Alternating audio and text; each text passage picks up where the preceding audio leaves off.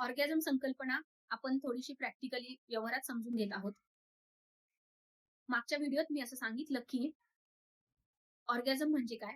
तर माणसाला जेव्हा त्याच्या शरीर लेव्हलवर, त्याच्या बौद्धिक लेव्हलवर, त्याच्या इमोशनल लेव्हलवर, इमोशन म्हणजे अर्थातच हृदयाशी संबंध म्हणून इमोशनल लेव्हलवर आणि त्याच्या एनर्जी लेव्हलवर जेव्हा एक परिपूर्णतेचा भाव निर्माण होतो, कुठेतरी आपण पूर्णत्वाच्या दिशेने जात आहोत याची जी भावना निर्माण होते, तेव्हा त्याच्या शरीरामध्ये काही पर्टिक्युलर हार्मोन सिक्रीट होतात आणि त्यालाच आपण ऑर्गॅझम असं नाव दिलेलं आहे.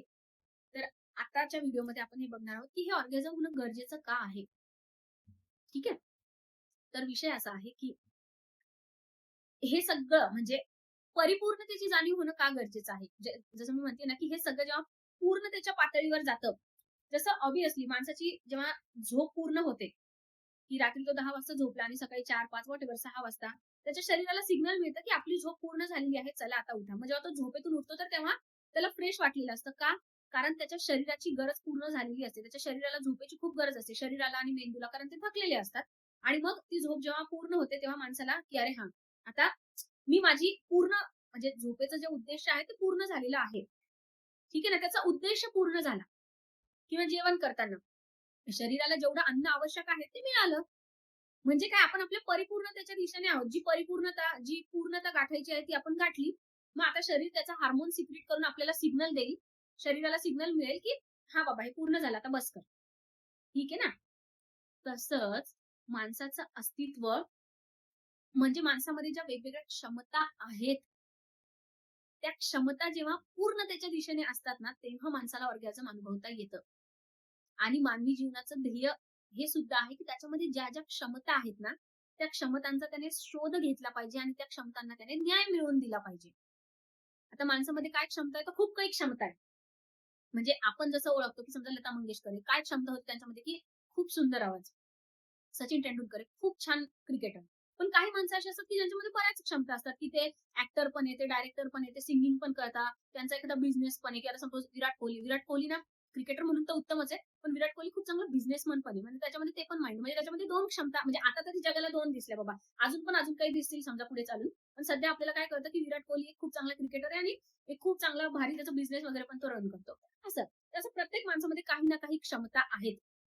ज्याला आपण गॉड गिफ्ट असं सुद्धा म्हणू शकतो, की बाबा देवाने तुला ही दिली आहे क्षमता. तर असं.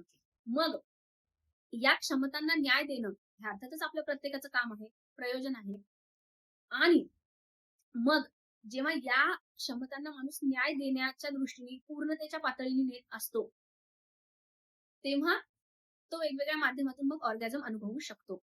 ठीक आहे? कारण त्याने ती गोष्ट केल्यावर ज्या दिवशी त्याची ती क्षमता पूर्ण करण्याच्या दिशेने त्याने पावलं उचललेली असतात किंवा काहीतरी वर्क केलेलं असतं ना, तेव्हा मग त्याला त्याच्यातून ऑर्गॅझम मिळतं.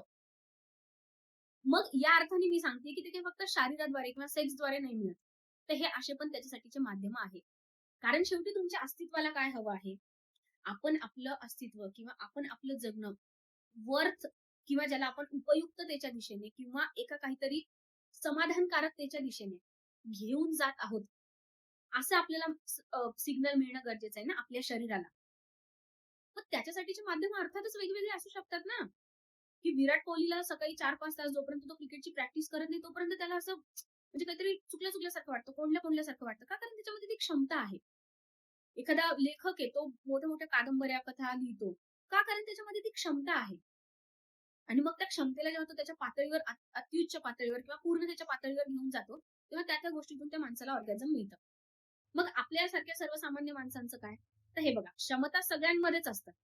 तुम्ही त्या तुमच्या क्षमतेला सर्वोच्चतेच्या पातळीवर घेऊन जात नाही, हा ज्याचा त्याचा प्रॉब्लेम आहे.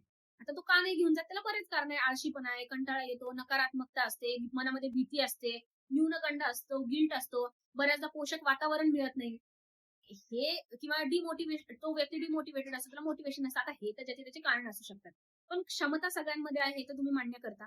प्रत्येक माणसात काहीतरी क्षमता आहे, की एखादा माणूस आहे, सपोज डॉक्टर बाबासाहेब आंबेडकर आहे, 18 तास ते अभ्यास करायचे. मग डॉक्टर बाबासाहेब आंबेडकरांना काही देवाने 2-2 ब्रेन दिले होते का? काही त्यांना वेगळं शरीर दिलं होतं का? 4 हात दिले होते का? नाही, आपल्यासारखेच सर्वसामान्य होते ना ते. पण ते 18 तास अभ्यास करू शकत होते. म्हणजे ती क्षमता पृथ्वीवरच्या प्रत्येक माणसात आहे. काही ते वेगळं तर नाही त्यांना स्किल देवानी काही वेगळं तर कोणाचं शरीर बनवून पाठवलेलं नाहीये.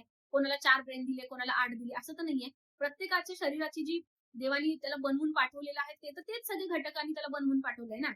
मग मुद्दा माणसामध्ये फरक किंवा वैविध्य कशाच्याद्वारे आहे, तर ते त्याच्यातल्या क्षमतांच्या द्वारे आहे, की त्या क्षमता किती विकसित करण्याचं त्याने ते ठेवलेलं आहे. विकसित केल्या, नाही केल्या, या आधारे मग ते वर्गीकरण आपण माणसांचं करू शकतो. ठीक आहे? तर तेच, की काय म्हणता येईल, त्याला अनुभवायचं कसं? तर जेव्हा आपण पूर्णतेच्या दिशेने ते घेऊन जातो, तेव्हा आपल्या शरीराला सिग्नल मिळतं, हार्मोन सिक्रीट होतात, की yes, you are on top. You like काय म्हणता येईल, जे मला हवं होतं ना, एक आतून एक ते समाधान उमटायला, ते आतून एक ते yes, it's done now, it's completed. Yes, मी काहीतरी वर्थ केलं आहे. माझ्या जन्माचं काहीतरी सार्थक करण्याच्या दृष्टीने आज ना मी एक महत्त्वाचं काम केलंय. आज ना मी ते हे केलंय. आज ना मी ते केलेलं आहे.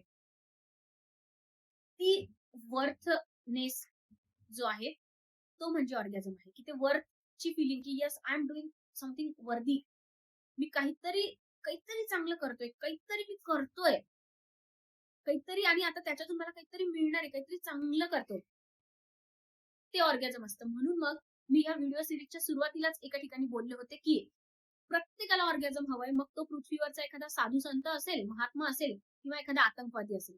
आता एखाद्याला माझी ही तुलना कदाचित कोणाला आवडली नसेल, की ही साधू संताला आणि आतंकवाद्याला, अतिरेक्याला एका एका पारड्यात तोलतीये. तसं मला नव्हतं म्हणायचं. मला इथे त्या संदर्भाने म्हणायचं, की तो जो साधू संत आहे त्यांना पण जे काही, की बाबा आपल्या जन्माचं सार्थक करायचं आहे, चांगलं कर्म करायचं आहे, लोकांना चांगल्या मार्गाने घेऊन जायचंय. तर साधू संतांना वाटतंय, की यस, मी माझ्या आयुष्यात काहीतरी वर्थ करतो आहे, माझ्या क्षमतांना न्याय देतो आहे.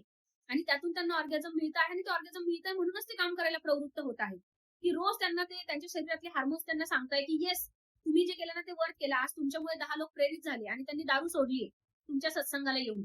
मग त्या साधूला त्याच्या जगण्याचं जे प्रयोजन आहे, की बाबा हो, आपण लोकांना चांगल्या मार्गाने घेऊन जातो आहोत. याचं रिअलायझेशन त्या साधूला झालं, की त्याचं जगण्याचं जे उद्देश आहे ते पूर्णतेच्या दृष्टीने तो ते घेऊन जाण्याची फिलिंग त्याला येते. त्यातून तो ऑर्गॅझम अनुभवतोय, म्हणजे त्यालाही ते हवं आहे. त्यालाही ऑर्गॅझम हवं आहे. आणि एखादा आतंकवादी आहे. त्याला कोणतरी त्याच्या डोक्यात भरवून दिलंय, की तू लोकांना मार किंवा जे काही त्याची प्रेरणा असेल आतंकवादी, किंवा तू तुझी दहशत निर्माण कर. मग जेव्हा लोकांचा जीव घेऊन किंवा लोकांना धाक दाखवून वगैरे वगैरे जे काही अतिरेकी हल्ला करून, तर त्याला पण ते ऑर्गॅनिझम हवंय म्हणून तो ते करतो, की मी लोकांना माझ्या दहशतीखाली खाली ठेवलंय, की त्याला ते ऑर्गॅनिझम मिळते, की येस, मी ना माझ्यामध्ये इतकी क्षमता आहे, की मी सगळ्या जगाला माझ्या तालावर नाचवतो. ठीक आहे ना? किंवा सगळ्यांच्या मनात माझ्याबद्दल भीती आहे. सगळ्यांना माझं नाव घेतलं की भीती वाटते. हे ऑर्गॅनिझम त्याला पण मिळतंय. म्हणजे मिळतंय, ते प्रत्येकालाच हवंय. या अर्थाने ती तुलना होती. तर या अर्थाने की ते प्रत्येकालाच हवं असतं. आणि हे हे ऑर्गॅनिझमचं प्रयोजन आहे, की आपल्या अस्तित्वाला त्याच्या परिपूर्णतेच्या दिशेने आपण घेऊन जातोय. त्याचं रोज आपल्याला मिळणारं ते सिग्नल आहे, म्हणजे ऑर्गॅझम आहे. ठीक आहे? आणि आता एक थोडक्यात, की ऑर्गॅझम जर का नाही मिळालं तर काय होतं? तर जसं कुकर आहे, कुकरचं उदाहरण, की कुकरला जर का त्याच्यामध्ये जर गरजेपेक्षा जास्त वाफ झाली आणि शिट्टीद्वारे आपण ती काढून टाकली नाही, तर कुकरचा स्फोट होतो. तर ती शिट्टी म्हणजे काय आहे? तर वाफ जी ऊर्जा आहे ती नियंत्रित करण्याचं एक मेकॅनिझम आहे. ठीक आहे ना, शिट्टी म्हणजे. तसंच आपल्या शरीरामध्ये, की आपली आपली जी माणसाचं शरीर म्हणजे काय आहे, किंवा माणसाचं जे अस्तित्व आहे ते म्हणजे काय, तर बेसिकली एक ऊर्जा आहे. माणूस म्हणजे ऊर्जेचा एक स्रोत आहे. मग ही ऊर्जा योग्य रीतीने बाहेर पडण्याचं एक माध्यम म्हणजे ऑर्गॅझम आहे. जसं ती प्रेशर कुकरची शिट्टी आहे, की ती ती शिट्टीद्वारे गरजेपेक्षा जास्त जी वाफ झाली त्या कुकरमध्ये ती बाहेर पडते. तसंच आपल्यामध्ये जी ऊर्जा आहे, ती ऊर्जा आता बाहेर पडती आहे. त्या ऊर्जेला बाहेर काढण्याचं काम जे आहे, ते ऑर्गॅझम करतं. म्हणजेच काय, तर ते जे हार्मोन्स आहेत, ते सिक्रीट करतं. कारण का आपल्या शरीराचं फंक्शनिंग चालू ठेवण्यासाठी त्या हार्मोनचं सिक्रीट होणं गरजेचं आहे ना. जसं आपल्याला भूक लागण्याचं हार्मोन सिक्रीट होणं गरजेचं आहे. आपल्याला झोप येण्याचं हार्मोन सिक्रीट होणं गरजेचं आहे. आपल्याला काय म्हणता येईल, शरीराचं सगळं फंक्शनिंग सुरळीत होण्यासाठी वेगवेगळ्या प्रकारची हार्मोन्स आपल्याला गरजेचं असतं. तसंच आपल्या शरीराचं जे ऊर्जेचं मेकॅनिझम आहे, ते ऊर्जेचं मेकॅनिझम व्यवस्थितपणे सुरू ठेवण्यासाठी ऑर्गॅझम ही एक त्याच्यासाठीची एक प्रणाली आहे, एक सिस्टीम आहे. असं हे सिंपल ऑर्गॅझमचं सायन्स आहे.